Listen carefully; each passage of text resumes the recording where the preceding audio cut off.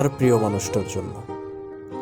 এখন যে তার নতুন একটা মানুষ হয়েছে তার জন্য যাচ্ছে, তাকে আনন্দ দেওয়ার জন্য যাচ্ছে, নিজেও আনন্দ উপভোগ করছে। আর এইদিকে আপনি সিগারেট পুড়তাছেন, একটার পরে একটা সিগারেট ধরাচ্ছেন, লাভ নেই।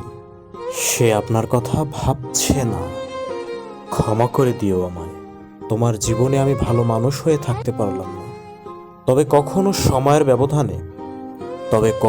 সময়ের ব্যবধানে আমার কথা তোমার ঠিকই মনে পড়বে, এবং তখন তুমি বলবে মানুষটা আর সবার চেয়ে একটু হলেও অন্যরকম ছিল।